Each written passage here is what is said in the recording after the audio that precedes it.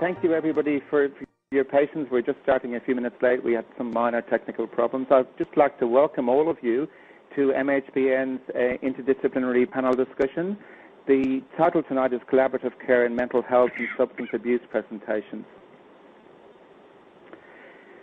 The panel tonight is a very talented one. We have Dr. Benny Monheit from Melbourne. We've got Associate Professor Lynn Lynn from Canberra and Professor Dan Ludman from Melbourne.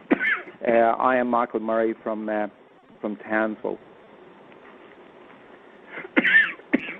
The webinar is hosted by MHPN. This is a Commonwealth-funded project supporting the development of sustainable interdisciplinary collaboration in the local primary mental health sector across Australia. We currently support over 450 local interdisciplinary mental health networks. For further information, log on to mhpn.org.au. We have two learning objectives tonight. At the end of the session, participants will better understand the key principles of intervention and the roles of different disciplines in providing integrated primary mental health care services to mental health and substance abuse presentations. And secondly, to better understand the merits, challenges and opportunities in providing collaborative care to people presenting with mental health and substance abuse issues. To find out more about your own discipline's CPD recognition, please visit mhpn.org.au. The webinar is composed of two parts. Each one of our panel will present for approximately 5 minutes, and then we will have a facilitated interdisciplinary panel discussion. We'll have a question and answer format between the panelists, but we do very much welcome participants' questions and answers. We have had some questions already emailed into us, but please don't hesitate to put your questions in the message box on the right, and I will keep an eye out for suitable questions. There's some ground rules.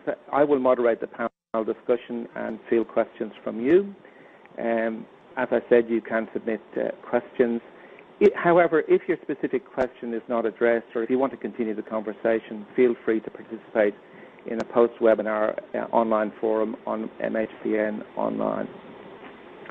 It's important that if you need further technical support, to call 1-800-733-416. Please ensure that your sound is on and that your volume is turned up on your computer. If you're experiencing problems with sound, dial 1-800-142-5116 and enter the passcode 40151-365#. If you're having bandwidth issues, you can minimize this by pausing the presenter's webcam using the pause play tool under their video screen. You will still be able to hear the presenters when you pause their webcams. Webinar recording and PowerPoint slides will be posted on MHPN's website within 48 hours of the live activity. Please remember that for further technical support, call 1-800-733-416. We will now start with you, Benny Monheit, if you can give your presentation. Thank you. Thank you. I've been the GP looking after Susie for the last 10 years, and I must confess that it's been a fairly frustrating experience for most of that time, because Susie came basically for most appointments really just to get her script for methadone renewed. She didn't really want to talk very much. I mean, she was polite and pleasant, but she really didn't want to open up, like most patients do, about her background and her story. And I found that a bit unusual and a bit frustrating. And the other thing was that she would often drop off the methadone program. She would go up to the country and not pick up, and then she would have to come back and see me to renew the program. And so she was sort of like cycling in and out of treatment. And even when her sister died, as you probably read from the case history, I thought maybe this is a time when she would sort of open up a bit more, or be willing to accept a referral for support or consultation. No, she didn't really want to do that. until really about a year or 18 months ago, when she came in one day and suddenly wanted to be referred to a counsellor. And the precipitate cause for this was that she was facing court hearing in regard to access of her son, because her ex-partner was going to put forward that she was an unfit mother. So that's some of the issues, and it then became sort of an issue about who to refer her to, whether a psychiatrist or psychologist, to find somebody who's suitable, and to do it under a mental health care plan so that she wouldn't have to pay, and we sort of went on from there. She actually engaged with the psychologist very quickly and found it of great help, and even though I didn't get much feedback from the psychologist, I got a couple of very brief letters, but she gave a bit of feedback that she had stopped her drug use, cannabis and heroin, and was doing urine drug screens, and really for the first time felt happy.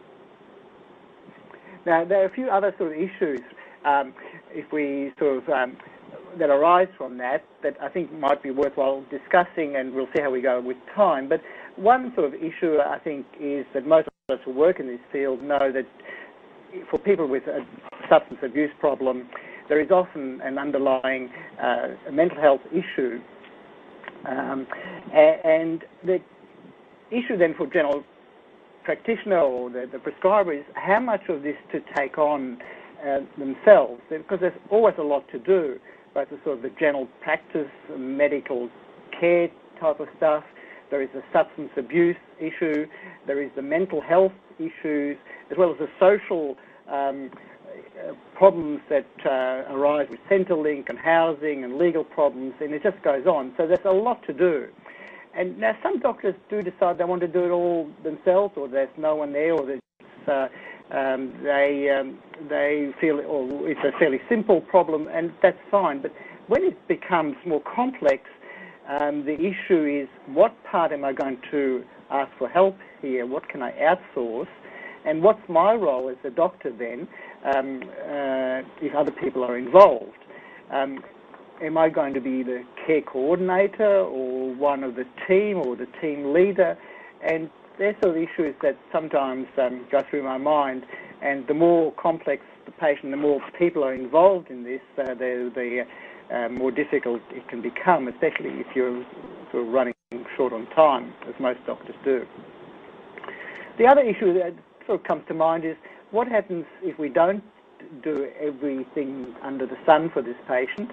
You know, people do get better, and there's actually quite a well-defined sort of natural maturing out, as it's called, or people just get better as they get older.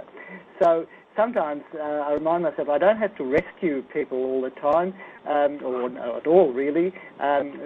So what is appropriate? How much intervention really should we put in there without, too much or too little?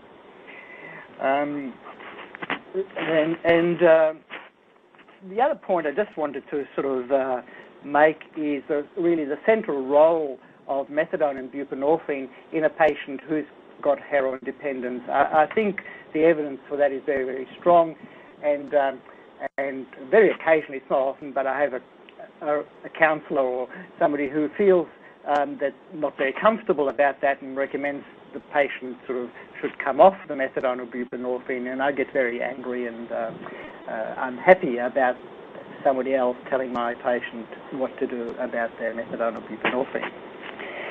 So that raises some other sort of issues very, very quickly about collaborative care, and I don't know how far we'll get into this in this discussion, but obviously it depends on what's available in your area, your own expertise and interest, and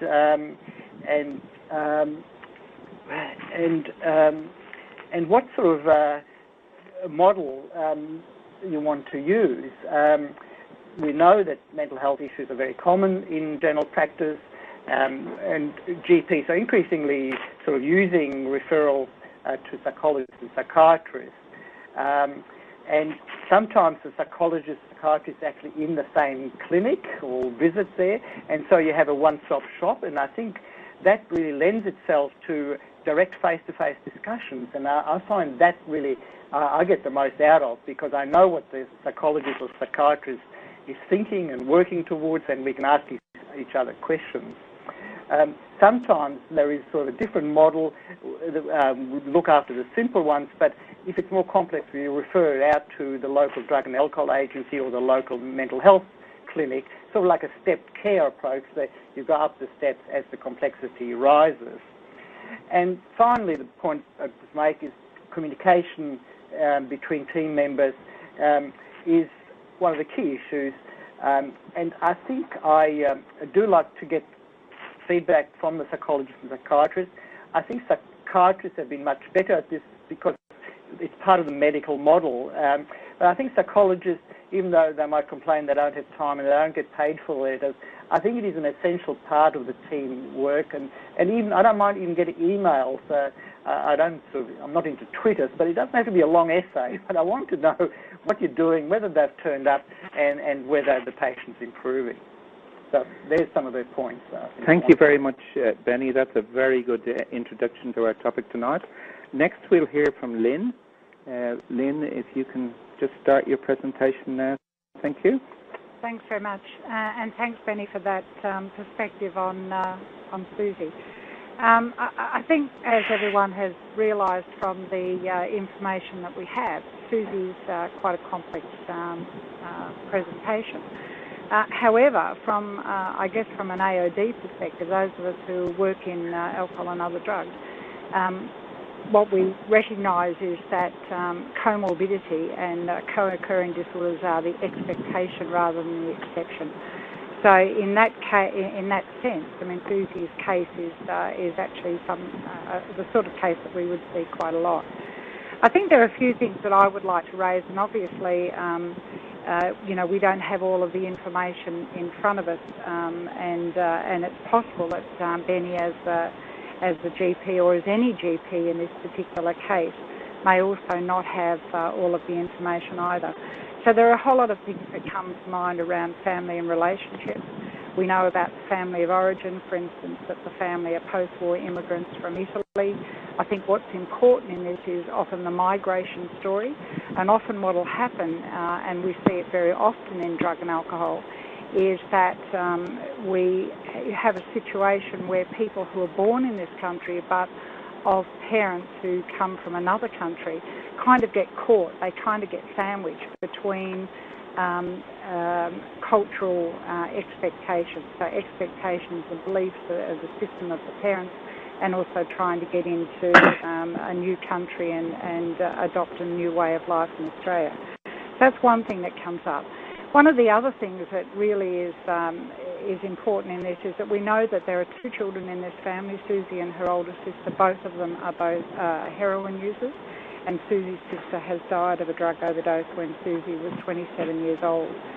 So there's a whole lot of things, I think, to explore around their relationships and also their drug-using history, both together and also apart. One of the points that Benny has made too, which I think is an important one, is this whole issue about a whole-of-life model. And the whole-of-life model is something that we see very much in the criminology literature, but we haven't seen so much in the drug and alcohol literature. And basically it's around the fact that people, to some extent, mature out of their drug using behaviour, and that's somewhat reassuring, of course. But it also means that what we're looking for is that we're looking for a way of keeping people safe and supporting them during that period of time. So looking back at relationships in Susie's life is a really important one. I would also really be looking to see how we might engage the family as well. We know from the information we've got that the family has been reluctant to engage, and in fact Susie herself has been reluctant to engage in any counselling. so the interesting thing that's happened in this case is that an external motivator. So, and we've often see that. So looking at people's stages of change, trying to assess where they're up to in that cycle of change, stage of change, and therefore organising an intervention that suits that is, I guess, one of the challenges for people working in this situation. From a psychologist's perspective, and those of you who are tuned in tonight and who are psychologists might have some perspective on this, I think one of the things that is unfortunate is that we don't have a lot of training very often for psychologists in working in drug and alcohol. And in fact, the whole area of working in a collaborative approach, I think, is extremely important. I've worked for a number of years in a doctor's surgery, and one of the things that happened in that kind of environment was it meant that the GP the GPs in that practice were able to communicate quite openly, and we talked, we all learnt something from each other, and it meant that, in fact, for the client, there was also the possibility of being able to have a kind of a seamless transition. So they weren't seeming to be sent on to somebody else. In fact, what was happening was that they were still coming into the surgery. They were just seeing another practitioner within the surgery, and so that was an important aspect of their treatment. I think that's something to look at. In terms of the treatment process, I would be hoping that we might work with Susie to look at some of her underlying issues. There's trauma, there's grief and loss in the family history, and particularly, again, thinking about how the family can be brought into the treatment process. One of the issues, I guess, that I would also want to explore is the possibility of different treatment options. So Susie has been prescribed methadone and then Suboxone as the only treatment intervention. I certainly take on the fact that she has also refused to have to go through to counselling until this last point. But was there a possibility also of other treatment interventions, such as, for instance, therapeutic community or other external counselling situations that may not have included pharmacotherapies at that point in time?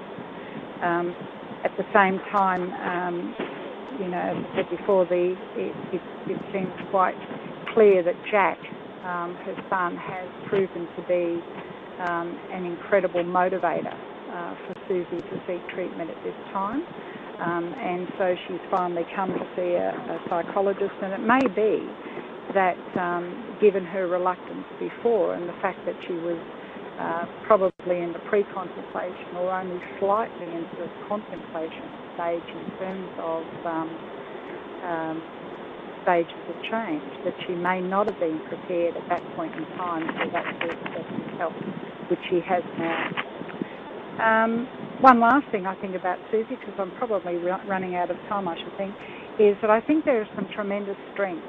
Whatever the odds are against Susie in terms of what's happened in her life, she has managed to complete her bookkeeping course, even though she had a difficult time at school. She has completed her bookkeeping course. She has therefore managed to have the skills that enabled her to resume employment. She does have family support, and she also has a powerful motivator in her son, Jack. So I think building on the strengths that Susie provides would be one of the ways that I would like to work with her. So I think that's all I'd like to say at this point in time. Thank you very much, Michael. Thank you very much, Lynn. That was a lovely presentation. Thank you very much. Now we'll just move on to Dan. Thanks, Michael. And thanks for putting this case together. I think what this case really illustrates is really what certainly my practice is seeing more and more is that GPs are engaging psychologists with better outcomes in mental health, and then I'm getting referrals at some point later to sort of have additional sort of input into the process. And I think working together as a team of GP psychologists and psychiatrists is a really powerful way of really covering all the bases in terms of managing patients with a whole range of different issues. So when I get referred to a patient like this, I suppose what I'm thinking about is often I'm trying to understand from the patient's perspective why they're really here and what they actually want to get out of this. Often patients come without being fully briefed, so they just get sent to me with sort of just said, oh, it's important to go and see a psychiatrist, but without really understanding what the role of the psychiatrist is or what they're expecting from me. So I really like to sort of get to understand why they're here and what they want to get out, particularly at this assessment. And I really want to be clear from their own perspective around what their short-term and long-term goals actually are. And in this case, it really relates to issues of custody of a child, her health issues, her drug use, what she really wants to do about treatment, and what are her goals around the types of support that she needs to sort of move forward. In terms of sort of really clarifying the history, so often I'll be, particularly under the new sort of mental health schemes, I'll often be referred these patients by GPs under a 291 item, so it's a sort of a one-off assessment to feed back to both the psychologist and the GP. So I think that my role in this setting is often to take quite a comprehensive history and to sort of try and work out sort of how the different pieces of the jigsaw fit together and to provide sort of feedback and advice around where parts of the treatment plan should be focused, particularly in the short term. And certainly in the case of Susie, I'd be really interested in sort of taking a much fuller developmental history, particularly understanding her relationship with her parents during childhood, her school and work experiences, whether, it seems from the case that she was quite isolated. So I'd really want to explore issues of bullying or exclusion, what sort of support she has in life, and what actual achievements she's made and how she views those achievements or doesn't. I'd be really interested, given sort of the reaction she had to her partner and some of her comments around her father, really understanding what her experiences with males were, be it her father, her partner's ex-partner, and given sort of we don't know much about how she's been funding her habit for so long, I certainly want to explore sort of whether there's issues about abusive relationships with men in that context. And then I'd really want to understand her relationship with her son and her parenting experiences and how important that relationship has been in many different ways in her life. I'd want to understand the issue of mental illness and substance use within her family, and I'd really want to explore the relationship with her sister in terms of her level of connection growing up, whether that continued into adulthood, how they're both into using drugs, to what degree do they use drugs together, to what degree does she feel responsible or not responsible for her sister's death, and really exploring whether there's sort of unresolved grief issues there that really haven't been addressed previously. The other issue that I think that's really important is obviously the consistent factor in her life has been her parents, although reading sort of the referral letter and it seems to me that it seems quite an ambivalent relationship with the parents with lots of potential unresolved issues, and with a child coming into her life with her parents offering support, really want to explore what type of support that was, be it emotional, financial and practical, and what does it mean when there might be unresolved family issues and Susie's reliant on our parents for financial support. I really want to explore that. Excuse me. In terms of substance use, I'd really, want to go into depth about understanding her current past drug use, the previous treatment history and her response, and really try and pick out sort of her motivations for use. Why is it, what is using about, what was using about in the past, what is it about at the moment, and really get her perspectives on that. And I'd really want to explore in terms of her drug use, and yes, we've heard that she wants to change because of her child, but really trying to understand her readiness and confidence to change. So I often ask clients, on a scale of 1 to 10, how ready are you in terms of wanting to change your drug use at the moment? Is that anywhere from 1 being not at all to 10 being very ready? And then I'd ask them, if people say, 5 out of 10 in terms of readiness, I'd ask questions about, well, what would need to change, or what things would need to happen to move that from a 5 to a 7.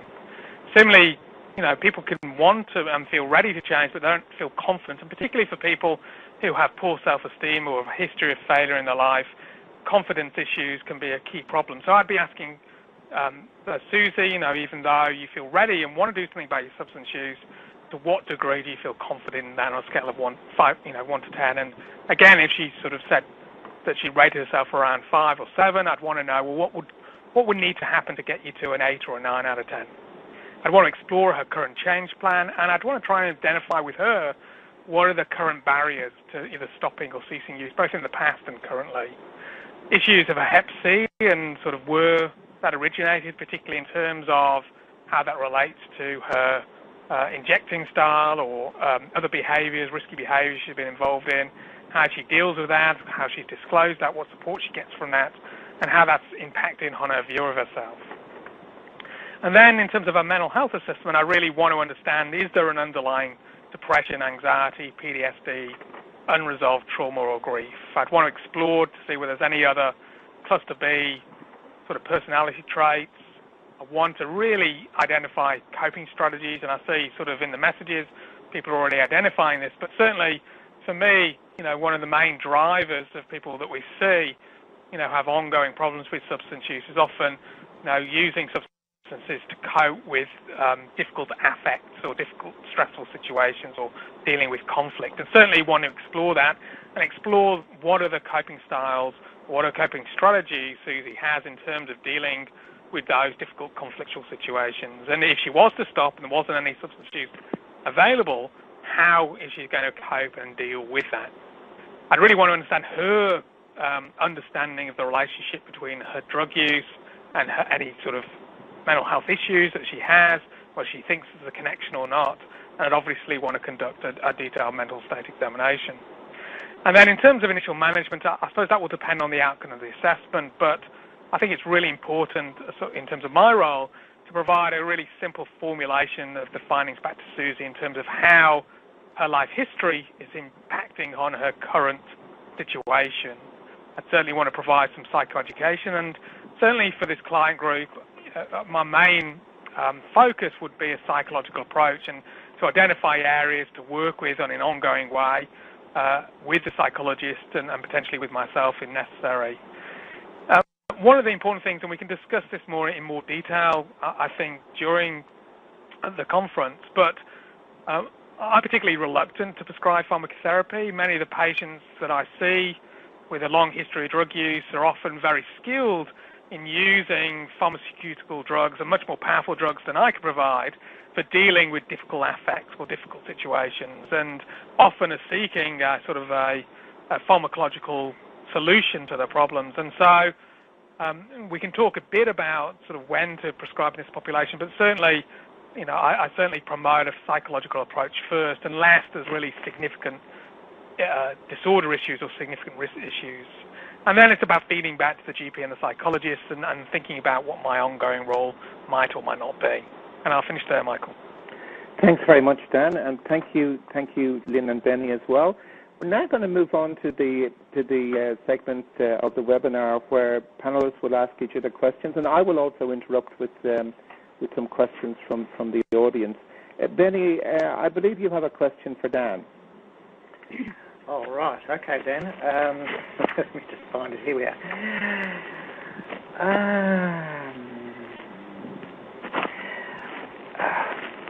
When do you think we should refer these patients to a psychiatrist?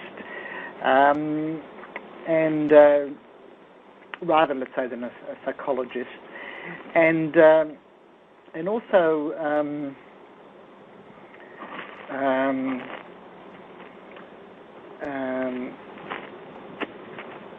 the role of antidepressants. Many of our patients go through phases of whether you call it dysphoria or depression, which doesn't quite sort of meet all the clinical criteria for clinical depression, but they really get very sad and sometimes even worry about suicidal ideation. What are some of the issues you think about whether to start somebody on antidepressants when they've got coexisting polydrug use and particular heroin use and a bit erratic in their behaviour, in their medication taking? Yeah, thanks, mate. I mean, I'll take the latter question first. Look, I think it's incredibly complex. I mean, particularly in a patient like Susie, there's a whole range of different issues that might be impacting on her mood. We know that, for people who have a chaotic pattern of using, we know that many of the drugs that people are taking are depressogenic and can cause a substance-induced syndrome. In fact, we just recently published a large study in the MGA looking at patients who were regularly using methamphetamine and basically identified that around 40% met criteria for a major depression, but another 44% met criteria for a substance-induced depression. So about 84% of the sample met criteria for a depression of some description. And when you look at the symptom counts, it's really difficult to actually differentiate between the two. So the bottom line is that depressive symptoms are really common in this population group, and I think it is really difficult to actually unpack what's going on. And for me, the question is this a clear-cut major depression? Is this a substance-induced depression? Is this actually an underlying dysthymia, as you were saying, or is this an underlying mood instability related to an underlying cluster B or other type of personality traits? Or, to some degree, is this around sort of an immature affect regulation system? I mean, we know that many of the clients we see who start using substances at an early age, often to cope with difficult life situations, you start to use drugs when the rest of us are learning how to manage really difficult mood swings and learn to take control of those. And often when we see them in the late 20s or early 30s and we take drugs away, then they haven't actually learned to sort of manage those really massive sort of swings in emotion. And certainly I talk to my patients a lot about, they might be 30 years of age sort of physically, but emotionally, in terms of managing their emotional state, they might only have an emotional age around 14, given that's when they started to use drugs to block out their emotions and deal with their emotions. So I think my bottom line is it's really complex. I tend, to wait as long as possible before I introduce pharmacotherapy. If you look at most of the literature on pharmacotherapy for major depression in patients like this, most of the pharmaceutical trials actually exclude patients with drug and alcohol dependence, so we don't really have good data. When we look at the ones that do treat people with alcohol and drug disorders, they form into two groups. One group, if we look at people who are treated for alcohol, for example, and comorbid depression, there's no difference between an antidepressant and placebo for those group who are started on antidepressant while they're still drinking. But if we wait and we detox and we see whether they're still depressed once they've stopped drinking, and then we introduce an antidepressant if they're still depressed, the evidence there shows that antidepressants are quite effective. So the bottom line is that drug use is depressogenic and it can cause lots of problems. And really, I think we need to be skeptical about and cautious around medication. And I think it's working with the patient on a psychological approach first, I think, is something I would push. Thanks very much, Dan. They're very, very good points. I believe, just moving off the pharmacotherapy now, just onto the non-pharmacological therapies, I believe you have a question for Lynn. Dan? Yeah, I mean, I have quite a few questions for Lynn, but the ones I'll ask is really about, and I think a lot of people I've seen people already asking these questions in the messages section. I mean, often, we're referring patients to psychologists and the Better Outcomes in Mental Health Initiative, which is now down to 10 funded sessions, except I noticed there's 6 sessions now for exceptional circumstances. And I suppose my question is, from your perspective, when you get somebody who's really complex, who hasn't engaged, has a lot of issues, what do you decide to focus on when you've only got 10 sessions? Particularly, if they haven't engaged with other people and, there might be trust issues there in terms of thwarting any sort of therapeutic relationship. Look, I guess the underlying, the main answer to that question is that you don't get to decide, that in lots of ways the client decides. So, kind of working out what is the presenting issue and what is the most important thing is something that you have to be guided by the client. I mean, taking the information, taking the history, getting the client's perspective on what's happening in their life is going to guide that process. I think, it's always difficult. The reality is that's not enough sessions for a complex, client such as Susie would be. And in drug and alcohol, that's pretty much the sort of client who we see presenting. So it's difficult. That's the underlying, that's the first thing is it's difficult, but I would be guided by what the client is feeling like they want to work with. And I guess, different people work in different ways. So, for instance, we talk about CBT as being the kind of the gold star in lots of ways. It's because it's been the most researched. However, I particularly would work, I see acceptance commitment therapy and mindfulness-based processes really, really important and really effective with this particular client group. In working with trauma, you might use EMDR. So it really depends on I guess the psychologist's own kind of strengths. But certainly, as I said, there's a lot of research showing now that acceptance commitment therapy is a really, really useful way of working. I work with my clients in that way, and one of the things that they feedback all the time is that they see it as being meeting them where they are, and they understand it because they don't have to kind of try and work out what's a negative thinking pattern, why and so on, because very often these kind of processes and the things that have that have been in their lives are the things that are getting them through. So they may seem like, to us from the outside, they may seem like there's a lot of dysfunction, but in fact you have to see that there's a lot of functionality that in fact people are getting through. I mean, we're seeing artwork that's flashing up on the screen at the moment too. I use sand play therapy, for instance, so using art therapy, schema-based therapy, and particularly though coming from the point where of a strengths-based perspective, I think is really important, in working with any of our clients. I probably haven't answered your question, Dan, about how do you decide, but I think the underlying thing is that you need to be guided by the client themselves. And I think one of the other things that we've made a mistake about very often in drug and alcohol work is that we have this kind of idea that we're going to, break down barriers. I mean, I think the really important thing to understand is that our clients have got those kind of fences and barriers up because they're their support, they're their safety mechanism. And so things start to kind of come down at the time when they're ready to actually start to work on something. And for that reason, then you see sort of breakthroughs come at different times. Susie needs a lot more than 10 sessions, and that's a message that really needs to be given, to people who make those decisions around the number of sessions.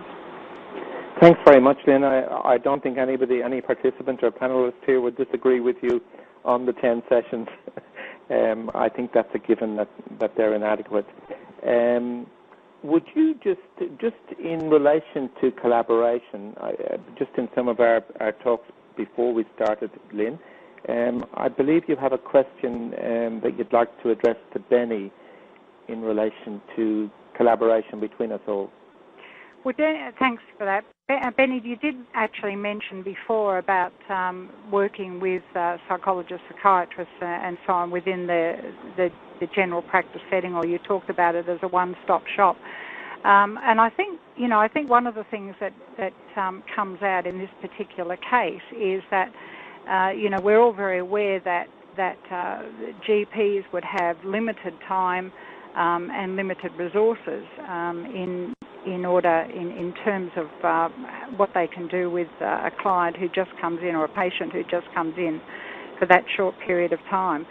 So I guess what I'd really like to know is, or to talk about, I guess, is how you decide on the best course of treatment or and advice on that treatment, particularly given the fact, and Dan's mentioned it as well, that moving straight into pharmacotherapies or straight into a medical intervention may or may not be the best solution in some situations. and really what opportunities you would see in working collaboratively with other health professionals. And I don't only include psychologists and psychiatrists, but I also include OTs, social workers and others who really have a role to play in a case such as this. Well, thanks, Lynn. That's hard to know where to start. But, I mean, the reality is that patients come to the doctor often already with their mind set on a certain treatment. So for me, I often get people referred in or self-referred wanting to go on methadone or buprenorphine. And even though I talk through the options before I would start that, it usually ends up giving the patient what they want. Often they've either been on a program before or they've had friends come in. I mean, if they wanted to, just for argument's sake, go on naltrexone implants, well, they wouldn't come to me because that's not what I do. But I do get patients who come in and say, look, I don't know where to start. I've heard you've got an interest and expertise in drug and alcohol. What do you recommend? And then I think, I really sit down with them and we go through the options and they've got to make a decision. And what they sometimes don't know, because certainly in Melbourne and most cities, it's a bit of a maze really about what services are available. And you don't know where to start. So the doctor is often the first port of call, and we go through the options. If it's heroin use, it might be detox, it might be therapy, or it might be opiate replacement therapy. It's usually not that difficult. Or occasionally they want to go, or I encourage them to have a think about it, particularly young people. I worry about putting young people on methadone or buprenorphine or referring them into a really sort of very long-term rehab programs, because it might just be a phase that they're going through. But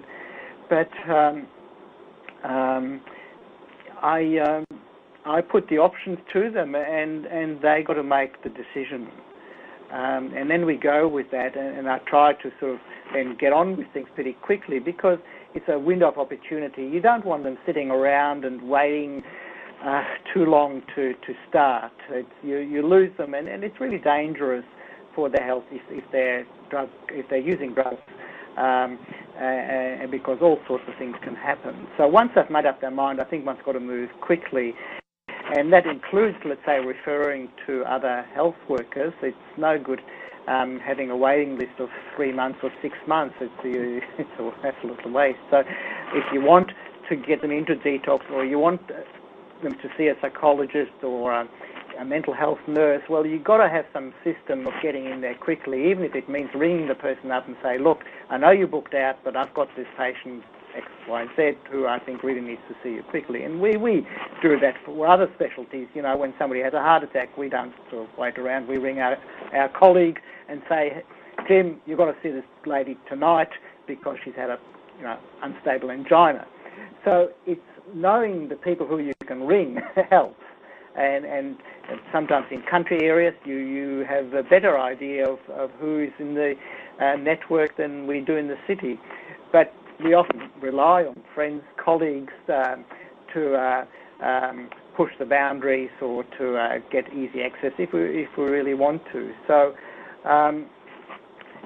it's a bit complex too, but we, in this situation, we work as an advocate for the patient, and it sort of makes it difficult if the patient doesn't want that, or is unpleasant, or has got a previous, bad experience in the clinic. You don't like all your patients, but you try and help as much as you can, and some, of course, it's easier than others.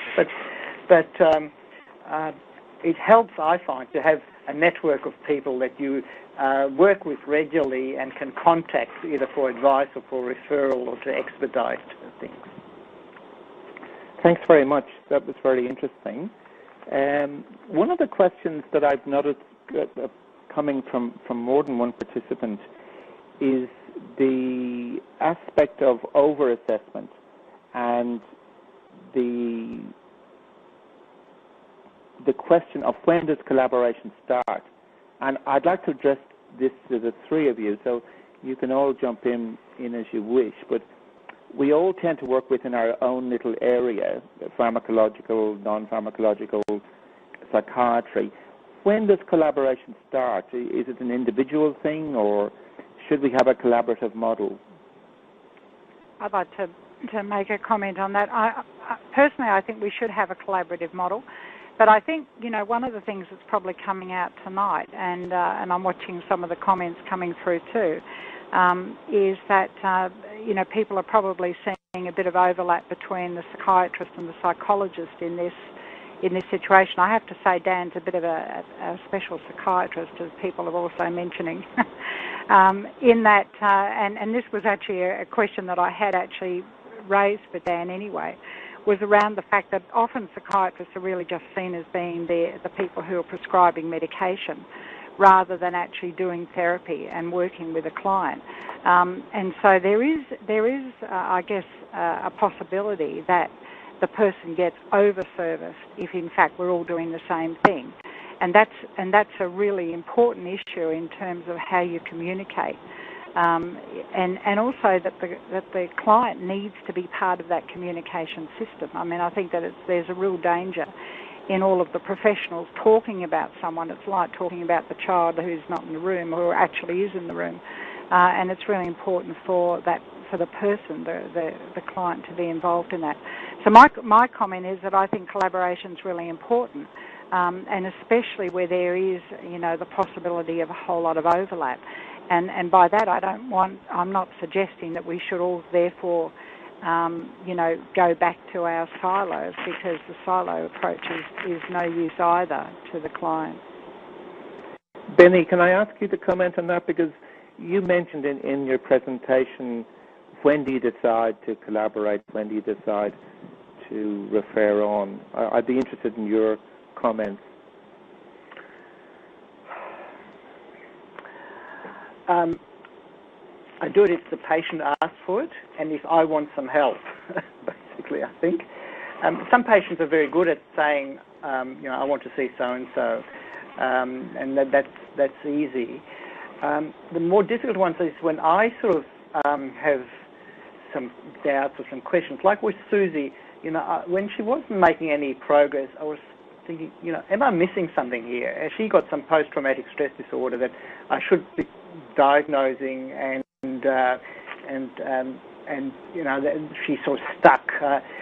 So I sort of sometimes refer people when I want some help in either diagnosis or treatment.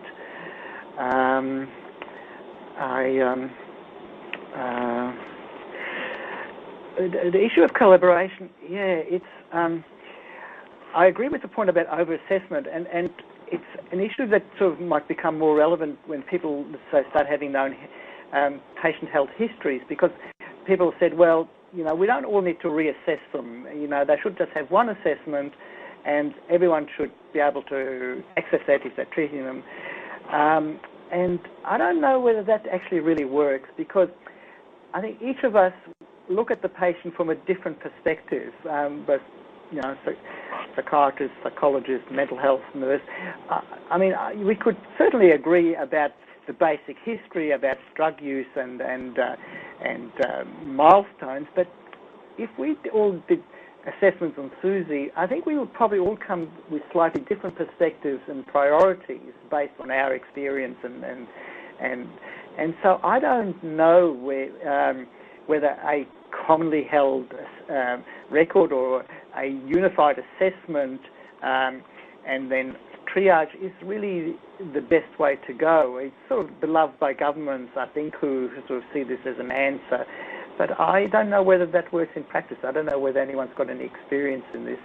So collaboration is, it's sort of, it just, when you work in the front line, it just sort of happens as and when you actually think of what is the process, it's sort of almost a bit of a foreign concept, because you do it all the time without thinking too hard. You try and work out who can I get to help this patient, where can I send them to, and it's only when you're sort of challenged, well, what's going through your mind? How do you decide? It's actually you have to start to think about it a bit more. That's a very good answer. Thank you. Anne, how do you feel about collaboration? And I mean, do you? I think we have to be honest that we all work in an incredibly fragmented system where there's disincentives for us to actually talk to each other, and if we want to work in a collaborative way, it actually takes effort, and it often takes effort in a way, if we're working in private practice where we're not actually reimbursed, or our time's not actually reimbursed to actually make the effort to do that. Yep. But I think for anybody who's had experience of working well in a collaborative relationship, I think there's no doubt that the patient really benefits from that approach, and it's certainly when you're working in a team approach, there's no doubt everybody really understands their role and feels really contained and feels like they're all on message and on point and knows what their specific task and role actually is. So collaboration is the goal, and I think the reality is to do that means that we actually have to invest time in identifying. So for me, I'm fortunate that I work in a practice where I've got a number of psychologists in the same clinic, so we can have corridor conversations around patients and talk to each other about patients, and it leads to much better management of those patients. And certainly over time, because I've been in the same practice for a while, and because often people I see with drug problems often, again, only see specific GPs who are happy to see those patients. Again, over time, I've developed, relationships with those GPs so that we can, they're happy for me to call them, and they're happy for me to call them often on their private mobile, because we had a long-standing relationship, and that's what works. That, like in anything in life, that personal connection and relationship. So the perspective I just want to bring on it is that the system actually dissuades us from working in a collaborative way and puts up lots of barriers. There's lots of benefits to doing it, but it takes a lot of work. Thanks very much, Dan. Benny, I believe that you had a question for Lynn in relation to poor compliance and how to deal with poor compliance with patients, clients on methadone program. Would you like to expand on that question, Lynn, for me, please? Yeah, thanks, Lynn. With Susie, she wasn't doing what I wanted her to do. Now, am I just being stubborn here and not getting my way, or are patients not? Why don't patients do what we tell them to? And they obviously got their own sort of issues, but what I would have liked Susie to do is stay on the program, see a counsellor, get her life on track, and then sort of stop using and eventually come off the methadone and be happy for the rest of her life. Now, she didn't quite sort of fit in with that sort of plan. She had her own timelines. We might have got there in the end, but I mean, compliance, I think, is a real issue, both in terms of medications as well as keeping appointments, as well as just making progress. And I was wondering, have you got any sort of hints about what we could do better to improve outcomes? Again, it's a $1 million question, isn't it? I think sometimes compliance.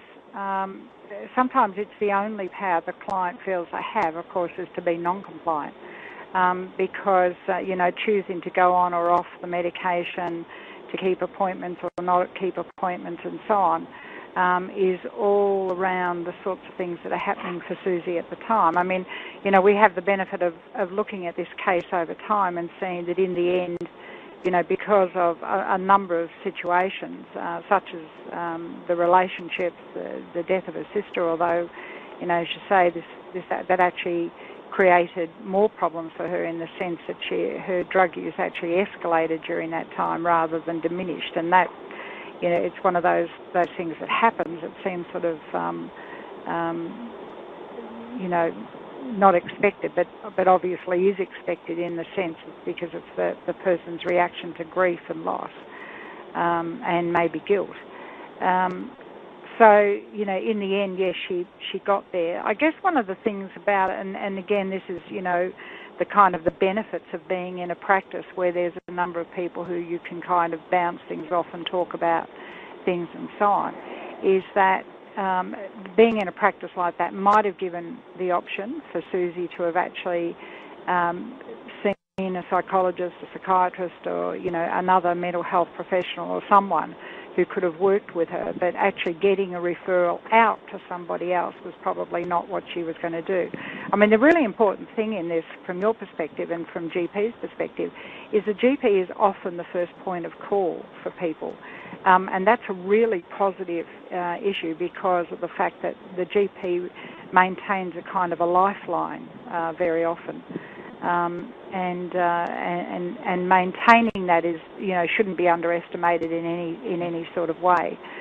But it may be that when you look at the kind of the situation, the things that happen in Susie's life or in anyone's life, that there are kind of trajectory points where there's a possibility of an intervention that got missed along the way, and may have just been missed because of the circumstances, because of the fact that not all of the people were there and able to intervene.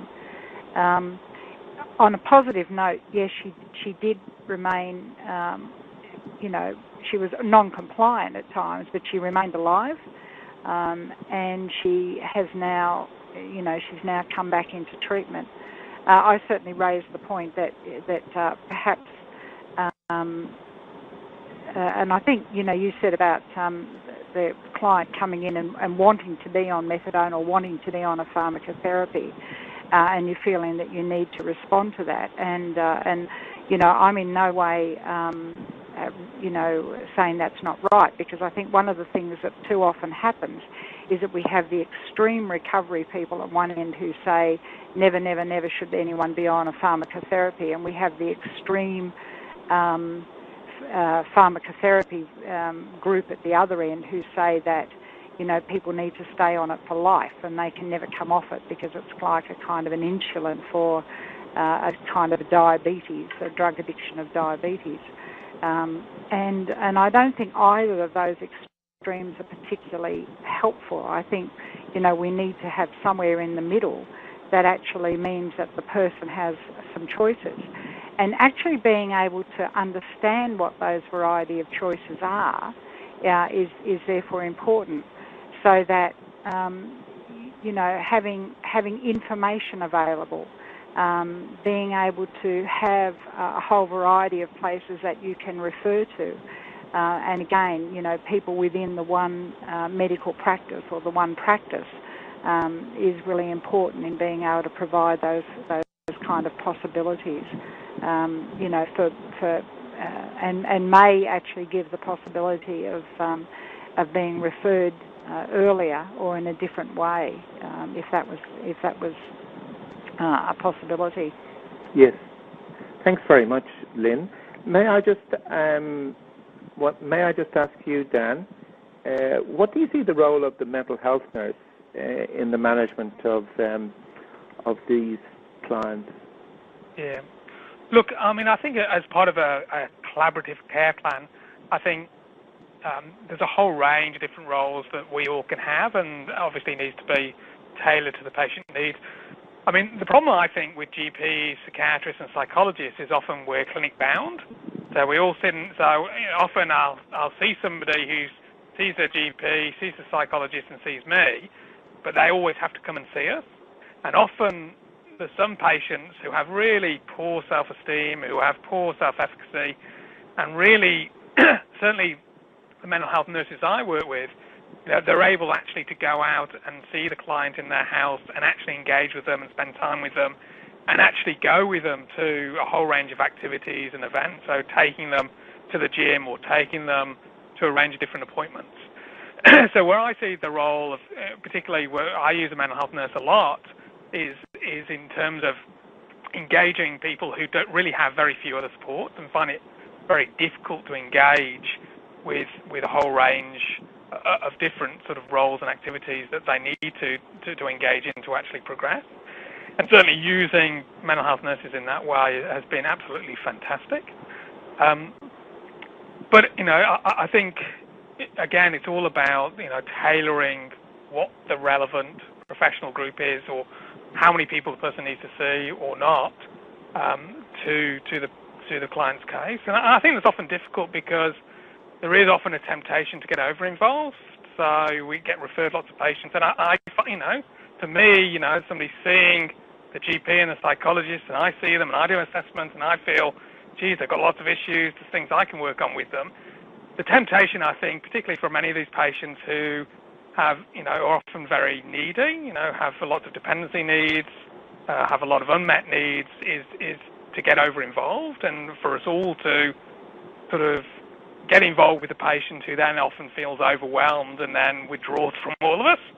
So I think there is a challenge there in terms of working out what does that person need at that time, and how much dose to give the person, and that's where talking to each other and working out what is the role, how frequent should we be working together and seeing the client is critically important. Benny, may I just ask you, what role do you see for other practitioners apart from psychiatrists and psychologists in the management of patients? I don't have the luxury of having a mental health nurse or sort of I was going to say a social worker. I work at 2 clinics, and one of them we do have a multidisciplinary team, and I find that's actually a great way when it's all in one house, and we meet once a week and we discuss patients, and I think that's, to me, the best way of collaborating. It's a luxury, but if you can do it, it works really well. Now, I don't have an answer really because I haven't had about other people, but as we know, it's really not so much the profession they come from, it's their person's attitude and their ability to sort of work with this group of patients that's the key issue.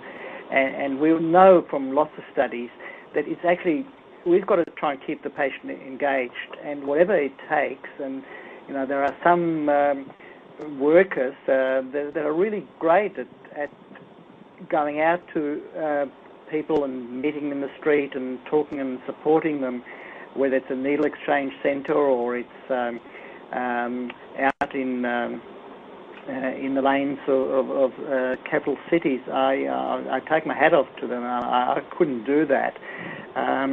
So I think it's a person's own sort of personality that's the key issue. And if we can keep them engaged, then we know that from studies that the prognosis improves. Dan, I think you had a comment that you wanted to make about something that Benny said. Yeah, I mean, I suppose I think sometimes, particularly when we assess and see people who are particularly complex, and we can see all the issues that they have, that we can get sucked into the idea of that this person needs a lot of treatment over a lot of time, and we need to be really engaged with them, and we need to sort of keep them in treatment for a long time. So I just wanted to make a comment about that, because my experience, and I've been fortunate enough to be involved in a number of clinical trials where we've offered people with comorbid mental health and substance use treatment a range of psychological treatments, from brief interventions through to 10 weeks of CBT through to 20 weeks of case management and CBT. And I suppose what's been really surprising for me is that what we found is often, quite a significant proportion, sizable proportion drop out after 4 weeks.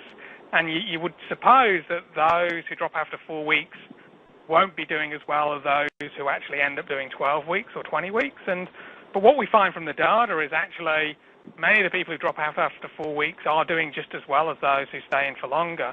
So it really has changed my view on what it is that people are seeking from treatment. And I agree with Benny that, if we're looking at a life course, if we're looking at for somebody who has a range of issues, then certainly they're likely to need a range of treatment over a sustained period of time. But I think one of the challenges for us in treatment is when somebody comes to see us one point, we're really, despite whatever the patient might tell us, we're really not really clear what the drivers might be to why they're really there at the moment. Is it because they really want to be there, or is it because there's a family member or a court order or a variety of other things that are really driving that agenda? And for me, the issue is I always assume that I'm only going to see somebody for a maximum of 4 sessions because, they're likely to drop out. And so if I have that framework, I'm thinking about, what is it that I can get across, what good experience of treatment and what key coping skills and what key messages and what key approaches can I get across to that individual in those 4 sessions, because I might not have the luxury of seeing them for an extended period, despite what they might say to me in terms of, really wanting to engage in the process. That was the point I was just trying to make, is I think often, we need to understand that we will only see a client, I think De Clemente says this really well, that often when we see a client and we assess them, often the client is a stream in a river, a big stream, and we take a step into the stream or the river and we make an assessment at that point, but, we come back a week later or a month later and the river's moved on. And so I think we need to be aware that things change all the time, and that, yes, it's important that, clients engage with the system over time, but they might only need a small amount of things from us at any one time, a small amount of talking about issues or some small coping skills or just a good experience of treatment. They might have really bad experiences in terms of opening up and trusting others. And so it's really important to think about at any one time point how much we can give somebody and what the focus should be at that time. Thanks very much, Dan. Lynn, we're just running out of time, unfortunately, and this may be the very last question, but it does come from a participant. Lynn, what role do you see families and significant others having in involvement in care and therapy? Look, I think that's a really important one. I used to describe it a bit like, you'd have this turmoil sometimes, but things kind of happening that's the family, and you pluck one person out of it and you treat them, and meantime over here the family's still going. And then, you're working with this person, and then you're going to fit them back in, and it's not going to work because the family has gone on. The family, one way of looking at it is the family is both the architect and the victim of what happens within the family. I have this whole series of Russian dolls. They're my favourite thing. And I use them all the time to illustrate what kind of happens within a family system. It really is important, and that's why I did actually mention in looking at it from the psychologist's perspective that you really do want to, if possible, engage the family and certainly the significant others in working with the family dynamic. At the same time, recognising that maybe the family is also the cause of some of the problems. Again, one of the things you'd be wanting to do, hopefully, is work with the client so that they're empowered to make those decisions themselves. Because one of the really difficult things that often happens in drug and alcohol work is that a client comes to a point where they actually decide that they want to move on from the family, that they can't get back into the family system, or that the family system is such that is actually causing a lot of the problems. And that's sometimes really the heartbreaking thing about it. I mean, the research shows that the family can be an incredibly supportive system, but also may be some of the cause of the problem as well. So engaging the family is important, but also recognising the fact that the person may want to move on from the family. Thanks very much, Lynn. Unfortunately, we've run out of time.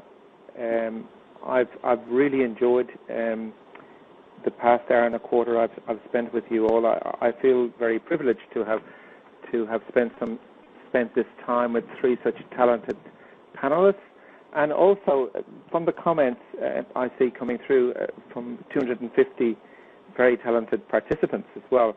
And I certainly have learned a lot, and it will help me a lot in my general practice.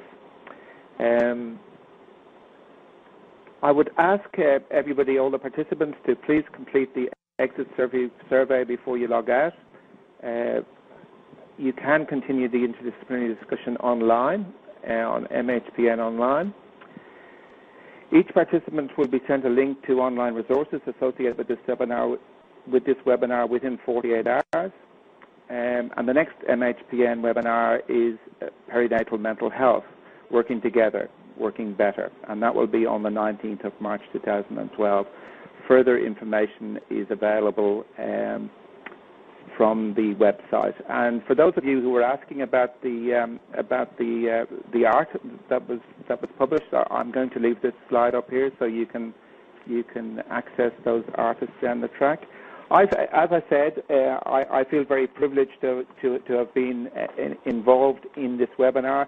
We discussed collaboration, our different roles, the busyness that we all experience, the strengths that we should look for in our clients, the importance, as Lynn mentioned, of the family of origin, and as Dan mentioned, the developmental history in relationships, and Benny alluded to this as well, that there were often unresolved issues and things that never came up within the consultation or the interview. That we should always look for motivation for change and to explore the barriers for a cessation of substances. Once again, thank you everybody for partaking in this, particularly our panelists, and to all the participants as well. I wish you all a good night. Good night. Good night. Thank you.